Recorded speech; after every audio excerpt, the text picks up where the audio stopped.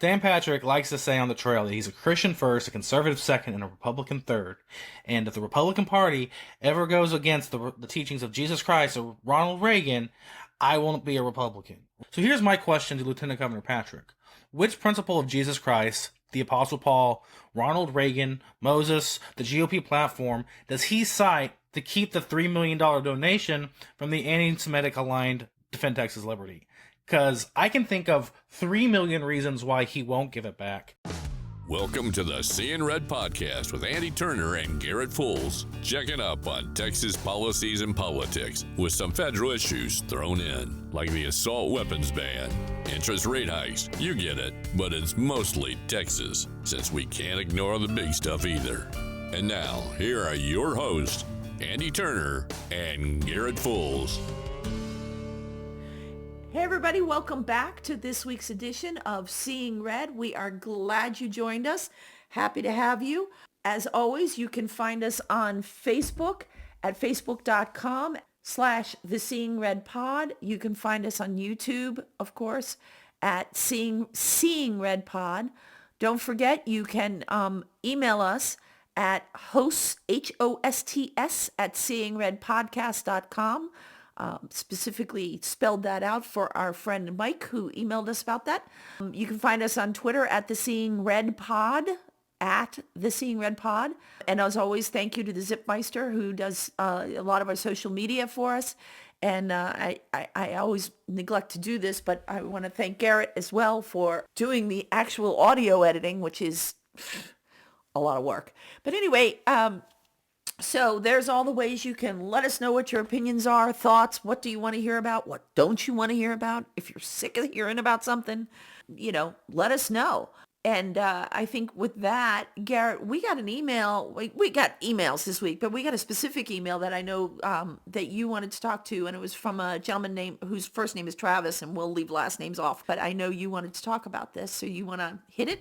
Yeah, absolutely. So Travis asked us to talk a little bit about kind of the drama going on with the young Republicans in Texas. So a couple months back, there was a convention in Dallas for the Young Republican National Federation. This is where all the states' national clubs or state clubs came together to do convention stuff and elect their boards for the next 2 years. And Chairman Matt Rinaldi endorsed the candidate from Virginia instead of the one from Texas. There are screenshots of him seeking out information from folks who've been kicked out of the YRs, quote unquote dirt on Hayden, asking about what's the juiciest gossip you have on Hayden to kind of sink his bid. And ultimately Hayden got 83% of the vote and won resoundingly because of Rinaldi's efforts and because of those tactics, but then also he showed up to the convention in Dallas and campaigned for the other person. Okay, let me stop you here. So I'm not involved with the YRs because, well, I'm old apparently. True. Shut it. So let me make sure I understand this correctly. The chairman of the Texas Republican Party went to the YR National Convention, correct? Yeah. And he campaigned for a non-Texan. Mm-hmm. Is that correct? And endorsed, and yeah. And endorsed a non-Texan. Sure. And yet he's supposed to represent all Texas Republicans. So sure. The leadership part of me says, if you didn't like the Texan that was running, sit down, shut up. Don't help to get somebody who's not a Texan. You don't have to endorse Hayden, but you shouldn't get involved in the race at all. Yeah, exactly. Okay, so not representing Texans there, representing Virginians, really. Yeah, well, wherever. Representing his benefactors, I guess. But so at that convention, the Texas YRs the next day had their annual convention for their elections. They elected their new board for the Texas board. And in that process, they disaffiliated from the Republican Party of Texas. They were an auxiliary group, and they said, you know what, if you're going to come in and meddle with our elections and all this other stuff, we're not going to join with the Republican Party at the organizational level. So the YRs are going to be working directly with candidates to do. Good for them. I mean, they knock thousands, if not millions, of doors in a given cycle. They are, really the boots on the ground for the party. So they're not going to work with the Republican Party of Texas. Well, since then, at the last SREC meeting, which was about a month ago, there was a new group formed called Texas Young Republicans, or Young Republicans of Texas. That's what it was. Texas Young Republicans of Texas, YRT. And basically there was two groups that left the Young Republican Federation, two large groups. It was Dallas County and Rockwall County. There were a few other smaller clubs throughout the state that dropped. Those were the two larger ones that formed the nucleus of it. But they were... Formed the nucleus of what? Of the new splinter YR groups. So now there's two YR statewide groups that are competing. Well, Rinaldi, with his buddies on the SREC, which is the State Republican Executive Committee, Thank you. Pushed through affiliation status for this new group very quickly. Well, during that process, the current YRs posted a bunch of stuff about some of the people, because there were a lot of people who've been kicked out of the YRs, saying these people are actual anti-Semites. They brag about being anti-Semites. They talk openly about things that they shouldn't be talking about. Here's like the screenshots for when we disciplined them and removed them from our organization. Yeah. You probably shouldn't affiliate with these people. You don't have to affiliate with us. We don't want to affiliate with you, but you probably shouldn't affiliate with these people. Right. And the SREC... There should be one thing you can agree on. Yeah. Anti-Semites, white supremacists, not good people to associate with. And I don't care who you are, that should be like a universal truism. Should be. But they ignored it and they still affiliated with them. Well, that's the Republican Party of Texas affiliated with the Splinter Group. So that's kind of a little summary of the drama that's been happening with the YRs. So I'm sorry, the chairman of the RPT, having evidence, which was apparently available on Twitter for everybody to see, knowing that these people were anti-Semitic or white supremacist or whatever kind of bigoted racist people they are, is pulling them in and embracing them. Is that what you're telling me? Yeah, which is interesting because like Rinaldi was seen leaving an office building recently, the Defend Texas Liberty headquarters, while noted Gen Z Christian nationalist, whatever he wants to call himself, he's a bigot, Nick Fuentes was meeting with Jonathan Stickland and the crew at Defend Texas Liberty. And are you saying that Matt Rinaldi was at that meeting? I'm saying Matt Rinaldi was in that building. Matt Rinaldi has denied being at that meeting. Okay. So I am not saying Rinaldi was at that meeting, Okay. but I am saying he was in the building because he associates heavily with Defend Texas Liberty and the Tim Dunn, Michael Quinn Sullivan nexus of enterprises that work to undermine Republicans at every step. So Nick Fuentes, it's reported, was at this Defend Texas Liberty's headquarters for about 6 hours. There was a reporter who was clearly tipped off that he would be there at the headquarters, and got photos, got all those photos, and established that timeline. And then since then, that's all been admitted to that the meeting occurred. So, Garrett, I know, but as long as you're talking about this, because not everybody listening might know, because this is kind of insider baseball unless you sit on Twitter like we do. Nick Fuentes is known because he's a bigot, and you said that. But can you expand more on what he's done or what he said or what that means? I will not. There is plenty of video, because he's a streamer, of him going on racist tirades. You can just Google Fuentes, like, if you want to. I wouldn't. I think he's on, I'm not sure exactly which platforms he's on, because he's been deplatformed a lot, but he still regularly streams and talks about stuff. He said a number of things about how there should be like a Catholic Taliban in the United States. That would be better Oh my for everything. God. He said things praising the Nazi regime. We're not going to get into like every single instance, but clearly not the kind of dude that I'd have over for cocktails. And I won't speak for all of our listeners, but I feel like if you're listening to this show, probably not the kind of guy you want to go have a beer with either. So here's the thing. So this guy, Nick Fuentes, was meeting with Jonathan Strickland, who is executive director for this group called Defend Texas Liberty. And Defend Texas Liberty has given a lot of money, $3 million to Dan Patrick, hundreds of thousands of dollars to other candidates. You know, I don't have a list here, guys. I'm sorry. I didn't make a list. And as a result, Speaker Phelan and our friend of the show, Representative Patterson. Actually, I don't know if you saw, Representative Patterson actually gave the money that Defends Texas Liberty, the amount that he was given. He turned around and out of his campaign took that money and gave it to and I don't have the exact, but it was a pro-Israel. I don't know if it was pro-Israel help the victims. It was Friends of the Israeli Defense Forces. I'd have to look that up. No, I'm saying anyway, that's the name of it. It's Friends of the Israeli Defense Forces. So yeah. Yeah.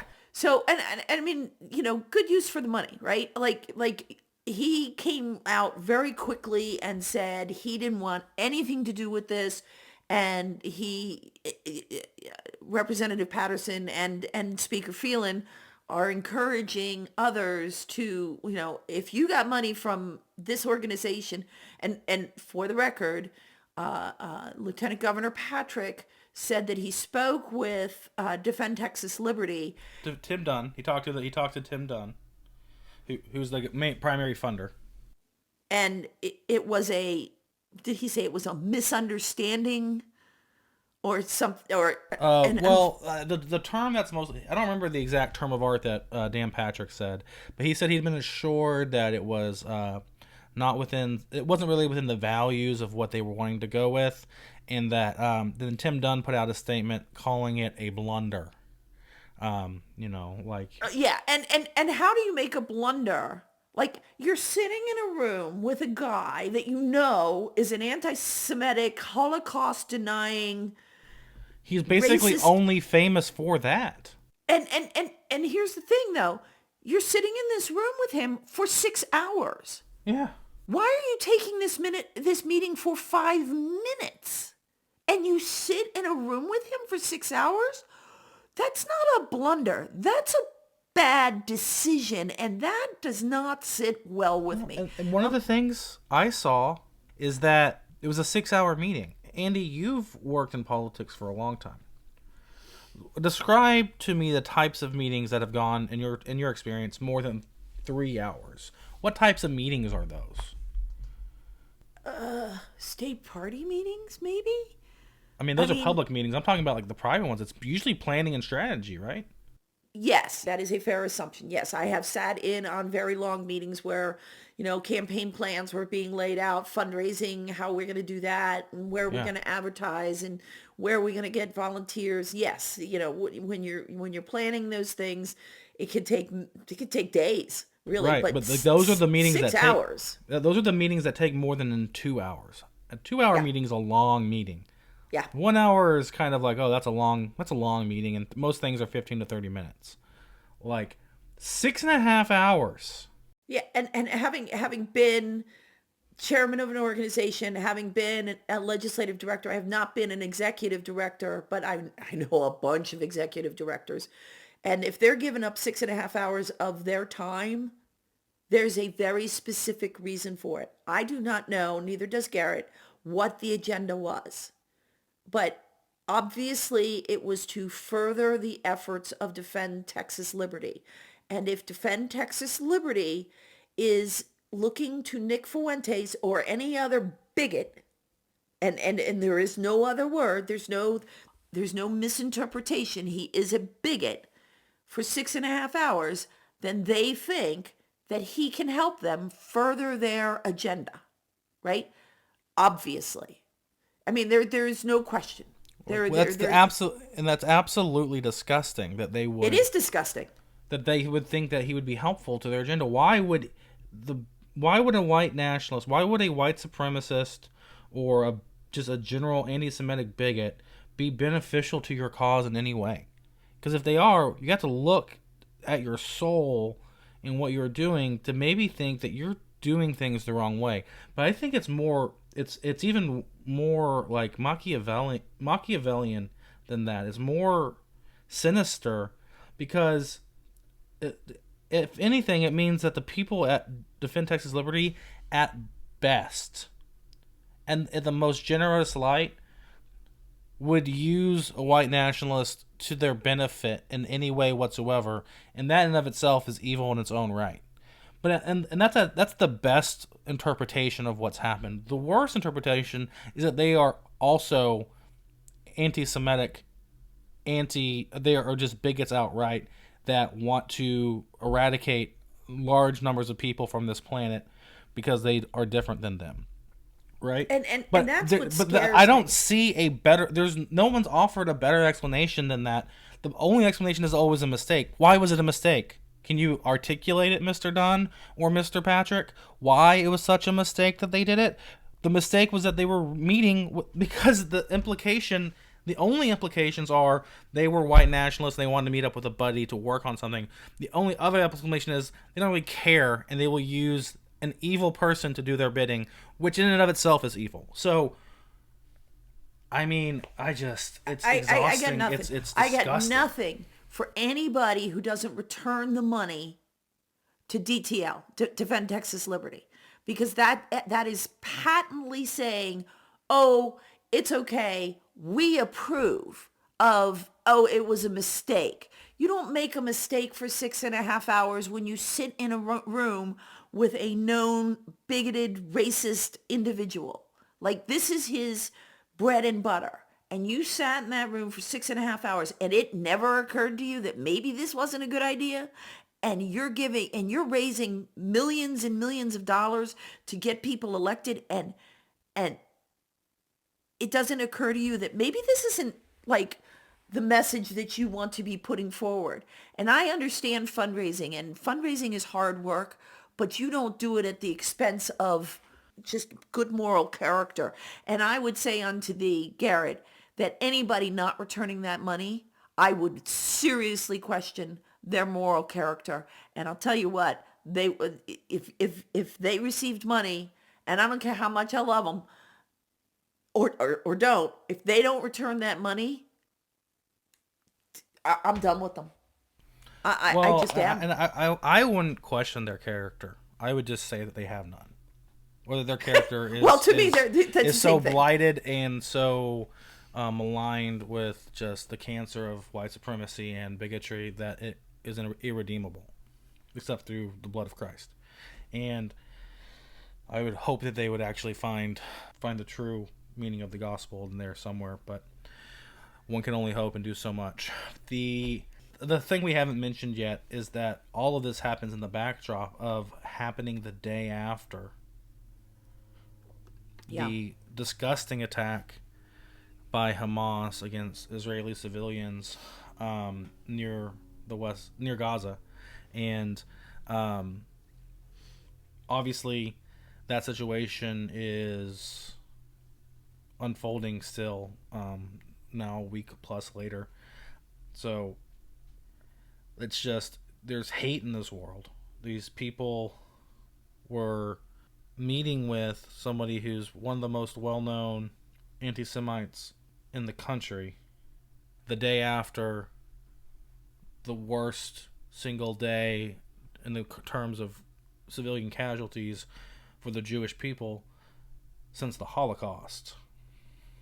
And let's not forget, Garrett, there are Americans who were taken hostage. They were beating down doors and shooting people, taking them hostage. It mattered not who they were, like young child, American, old person. They sought them out. But it doesn't. The more defenseless, the more they hungered for their blood. Yeah, I mean, it was just crazy. And then the day after, we find out about Nick Fuentes, and And the funny thing is that here we have all of this tragedy going on in Israel between Hamas and Israel. And the next day we find out about Nick Fuentes having this meeting, and Lieutenant Governor Patrick then says that the speaker who immediately called out Defend Texas Liberty, Dan Patrick's response is, "Oh, Speaker Phelan is using the tragedy in Israel for political gain." And it's like, there's no political gain. Defend Texas Liberty met with this guy who is an anti-Semite and a white supremacist, and it came out the day after. That's, it is fact. So you can't say that the speaker is doing this for political gain. He's got no political gain in this. He has every responsibility to call out bigoted, racist jerks where he sees them within our own party. And if he's not doing that, then I got a whole different opinion. But if we are members of this party and we are not calling out awful behavior, then what are we doing? I mean, we're just spreading more. I mean, I'm sorry, maybe this is too strong a word, but to me, more corruption. And it's got to stop. It has got to stop. And every leader of this party needs to stand together and say, no, we will not tolerate this kind of behavior. Right. Dan Patrick likes to say on the trail that he's a Christian first, a conservative second, and a Republican third. And if the Republican Party ever goes against the teachings of Jesus Christ or Ronald Reagan, I won't be a Republican. So here's my question to Lieutenant Governor Patrick. Which principle of Jesus Christ, the Apostle Paul, Ronald Reagan, Moses, the GOP platform, does he cite to keep the $3 million donation from the anti-Semitic aligned Defend Texas Liberty? Because I can think of 3 million reasons why he won't give it back. Yeah, I'm on board with that, and I do not understand him turning his back on, it was a poor decision, or it was a whatever. It was a poor decision for 6.5 hours, and it occurred to nobody that this was wrong. And what does that say about the people in the room? There was no acceptable reason. How you are an elected person or a candidate for elected office and keeping the money. And if you're keeping that money, then you're condoning this behavior. And if you're condoning racism or bigotry, I got nothing for you. You're condoning and you're benefiting from it because they're giving you so much money, and they're going to be spending money on your behalf. Yep. How much of that money is going to help Steve Toth in his efforts? Is maybe Fuentes is going to be doing a nice little hit piece on somebody at some point, But how about Representative Tinderholt? There's a lot of stuff happening right now where Tinderholt's looking to vacate the chair of the state house and try to get the kick Phelan out of the speaker's chair. Well, the money being utilized to send text messages or do whatever lobbying campaign to get that done is almost certainly money that either directly comes or indirectly comes from Defend Texas Liberty. How much of that sort of campaign was talked about with Nick Fuentes about how he could amplify that sort of message or whatever else? We don't know, but they met for 6.5 hours, and Defend Texas Liberty is trying to do some big stuff in Texas. So that's a long planning meeting, most likely. How much of what's actually being done right now in the state of Texas by these folks is just done to benefit white supremacists and anti-Semites? Because right now it seems like far, far too much. What scares me more is we don't actually know what happened in that meeting, so we don't know what influence that they will try to slide by us. And it scares me to death. Give them back their money. Give them back their money. There's also reporting that it was the second meeting. I just remember this. There's reporting that this was the second meeting. You just mentioned that, there was photographs of this one. Apparently they met about six weeks ago too. I did not hear that. And I clearly, would call on any legislator who has taken money from DTL, and I don't care how well connected they are. if you are accepting money from somebody who is apparently not just on one occasion, but on two occasions at least, meeting with this kind of individual, then you're complicit. And is that really the message you want to send to your constituents, that that you're okay taking? I mean, if you wouldn't take money from the KKK, you shouldn't be taking money from DTL. Oh, and something I want to echo there. You didn't know when you took the money that it was going to be this way. Right. You don't need to get the money back. Donate it to somebody. Yes. But now you know. Now you know, so now you're as complicit as they are. And donate it into your community where it might be needed. Every community, every district has a community that needs help. Put the money there. That's a great use for your money, and the messaging on that is great. I like what Representative Patterson did, where he donated it. Stan Kitzman did that. He's the other person who donated. He gave some to the same organization Jared did. He also gave some to local charities in his counties or in his district, and kind of spread it around because it was a little bit more than Jared had received. Yeah, so there's a number of ways you can make gold out of this, but don't keep the money. Don't keep the money. It will not go well with you. Go well for you. And if anybody's listening and they think, oh no, they should keep the money, and well, this is okay because this is just one part of it, and you don't understand. You know what? I don't need to understand. Now, not one but two meetings. If I understand correctly, apparently, and that was reported. I don't. Even if it was 1 6.5 hour meeting, I'm done. I'm done with you. I'm done with you. At no point did you get up and walk out. You did not walk away. You did not shut that meeting down. And if it took you 6.5 hours to realize what you were dealing with, shame on you. If you were in that room representing DTL and you were one of the higher ups, you should have known. And I bet you did. I have no proof. I absolutely don't. The opinions are my own, and that's all they are. But I got no patience because we know who Nick Fuentes is, and there should be no fundraising, no discussion, and I'm disgusted by the whole thing.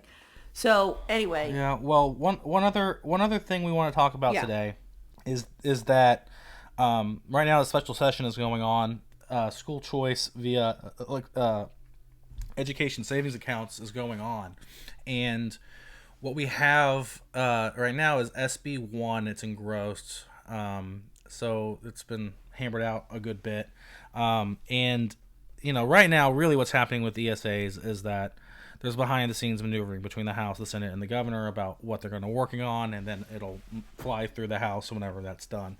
But with the way the current text is written, I don't remember what subsection. I think it was on page 15. There is a section that goes into what happens with that I think school choice advocates are missing right now.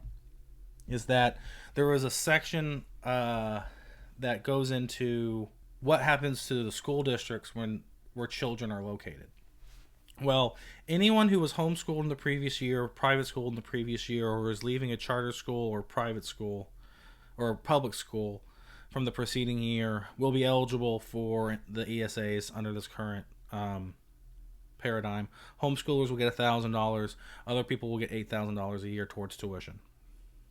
So, not the same thing. But every single school district where those children reside will get $10,000 a year per student that leaves.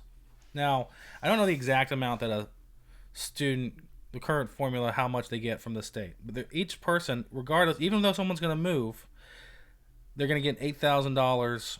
The student will get $8,000. Their school district that they're leaving will get $10,000. But, and I could be misreading this, but the way I view this text is all these homeschoolers and all these private schoolers that are currently in schools that weren't in public schools, those school districts where they currently live will get an extra $10,000. Right. So what you're saying here, and we discussed this beforehand, is let's say you live in an ISD and there are 500 kids going to or 400 kids going to your schools, right? 400 kids. All right. There is no record at the state or county level of where little Janie is going to school unless she goes to public school. So she's being homeschooled, or she's being charter schooled, or she's being private schooled. There's no record of where she's going to school. So now your little ISD that had 400 students attending those schools now grows to, and we're just keeping simple numbers here because math gives me a headache. Now we've discovered, oh my God, there's 100 other kids going, whether they're being homeschooled or charter or private school, other schooled. So now that 100 students, state money will go to the public school for that additional 100 students. So in addition to what? If they sign up for vouchers. If they sign up for, yeah, because choice. otherwise there'd be no record of them.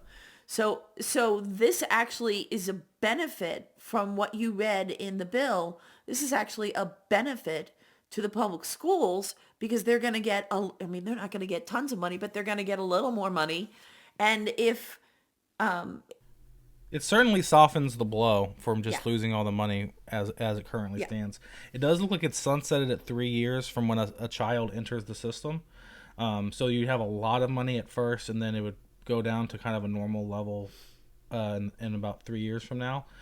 But to basically, it would normal out a little bit. But it's interesting because even if like the current amount set where they're still losing the 8,000 total, they're still picking up all the money, it looks like, from all those specifically not charter, all those private and homeschoolers. So something interesting that's in the legislation as it's currently written that I'll be interested to see if it stays in or if people start talking about it a little bit more. Yeah, it's going to be really interesting. And, I realize that who writes the Texas scorecard? Michael Quinn Sullivan. So, I don't read the whole thing. I read it for headlines and then go from there, read it, like everybody else. I read the headline, and then if I'm interested in the article, I read the article. But he was very quick to point out that that the Senate has pushed this bill through. It's engrossed, as you said. It's waiting for the House. And that the House, and I forget what word he used, but the intimation was, at least in my opinion, was that they were resting on their laurels. Well, there are a lot more representatives than there are senators. It's designed to be that way. So coming together on a bill and fixing it and stuff takes a little more negotiation. This is not something that, both houses, I want this bill. And so the Senate's got their version. I imagine the House will have their version. How close they align, I don't know. Maybe they align beautifully. That would be nice. But, the House has many, many, many more members. So it's not like they're sitting around, drinking beer in Austin and not dealing with this legislation. It takes time for the House. It takes more time. Even if you want to fast track a bill, it takes more time for the House, and this is true in any state. It takes more time for the House to get a bill through than it does for the Senate because there's less senators. So less people to agree or disagree. So this week, Representative Tinderholt posited the following tweet. Since Dade Phelan prohibited me from making parliamentary inquiries in the view of the public last week, I sent him a letter this morning requesting answers to the questions I didn't get to ask on Thursday. Well, first of all, my understanding, and Garrett, please tell me if I'm wrong, my understanding is that Representative Tinderholt can still ask the questions he wants to ask, but he has to run them through the chair or the parliamentarian to make sure that they are actually parliamentary questions, that they're actually germane to the discussion. Well, apparently, he just wanted to ask these questions on Thursday. And the parliamentarian, if I remember correctly, has been the House parliamentarian for quite some time. And now all of a sudden, he is questioning the intent of the parliamentarian. So because now he has to run his questions through the parliamentarian, so now he's questioning his motives, the parliamentarian motives. It's like you've been dealing with this guy for years. And now today, like, you're now questioning his motives. It's like you've known who he was all this time. Yeah, I don't know how long the parliamentarian's been there. Effectively, yeah, he can still ask questions. He can do all the parliamentary inquiries he wants. They just have to be valid parliamentary inquiries. The issue at hand was he would use that function just to ask the chair questions, which isn't the way it's designed to be used, or the intent of the use behind a parliamentary inquiry. So, Tinderholt is going to try and vacate the chair. The questions that he submitted and that further down in that statement were about questions about how to vacate the chair. Now, he released that statement 72 hours later, so he probably would have asked those questions incorrectly on Thursday.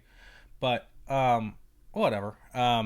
So we'll see what he ends up trying to do and then what ends up happening. Well, I'm a fan of Dade Phelan's because as I sit here and watch how he responds and doesn't respond to and I'm not talking about this week, I'm not talking about this month, I'm talking about over time, things that have been hurled at his head, and he just takes his time and decides whether or not they are worth responding to.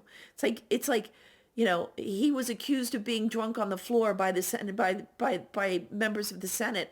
And it's like, okay, where's the proof? Everything on the floor is videotaped. So show me the part of the videotape where the Speaker of the House was drunk on the floor. Like, yeah, because they'll point to a 20-second thing where he allegedly slurred his speech. And it went viral. A lot of people saw it. A lot of people from other states were asking me about it. But if you look at the hour preceding and the hour following, because it was done for some time, there's no other issues, right? He does jarble his speech. But what's happening is it's the end of a session. First off, it's the end of the day. Second off, it's what happens is he still has to do it now. He has to speak quickly and strike the gavel to move business along. Because in the House, they call it chubbing. But basically, it's Democrats and all these, and sometimes people like Tinderholt or anyone will like do certain motions or require certain votes on things that are on legislation that's going to pass to run out the clock because there are certain time frames by which legislation has to be passed. So in his attempt to get through that, he sounded like a robot that malfunctioned for about 15 seconds. It does look like he's slurring his speech, but he wasn't drunk. And if you look at the stuff before and after, you can tell he wasn't. Because you've probably seen a drunk person in your life. Used Andy. to be a bartender. I was a bartender. I was a bartender as well. I've seen my share of drunks. You don't get your speech back. Right. Once you're down, you're down. Once you're down for a little bit. You're down for the count. You get it back eventually, but it's not that quick. It's the next morning. And let me tell you guys, at the end of session, when you're trying to get through, and it's a little bit different here, but that last 2 weeks of session, and particularly for the Speaker's office, can be very long days. I literally, on sine die, have had 15-hour days. So, yeah, those little 5-hour powers, that's what keeps me going. But, if you haven't got one of those or whatever your caffeine of choice is, I mean, as Garrett will tell you because he edits the audio on this, I trip over my tongue all the time. So, I can only imagine what it is to be that exhausted and be in that leadership role and trying to get everything done that needs to be done. And if the video before and the video immediately following, and I mean immediately, is he's fine, then the man wasn't drunk. And, good for him for not even responding because there's nothing to respond to. And good for him for being a well thought out human. I really like that. I really like that that out of the House leadership, we do not see flame throwers. We see deliberation. We see thoughtfulness. We see a lot of things. And listen, I've thrown a lot of bombs in my lifetime, and working for a House member, I have, and working for a state senator. I've thrown my share of bombs on their behalf, but they are calculated. They are thought out. They are planned. Not 6.5 hours worth of planned, but planned. Well, anyway. I think that's a good note to end on. Thanks to you, everybody, for listening this week. Please go follow us on Twitter. It's at the Seeing Red Pod. On Facebook, it's at the Seeing Red Pod. On YouTube, it's at the Seeing Red Pod. If you want to shoot us an email to give us a question that we can address in a future episode, it's hosts, HOSTS, at seeingredpodcast.com. We'd love to hear from you. Please, please, please like, share, subscribe, all the things you can do to interact with our posts and our episode. We'd appreciate. If you're on Apple, please drop us a review. I'm not sure what you can do on Spotify, but we're there as well. Wherever you're listening, we'd appreciate any help you can give us. We'll see you next Wednesday. Bye, guys. Bye, guys. You've been listening to the Seeing Red podcast. It's always Texas politics and beyond. We present the facts and opinions. The Seeing Red podcast with your host, Andi Turner and Garrett Fulce. Thank you, and tune in next week. And please do us a favor. Hit the subscribe button so you don't miss a single episode.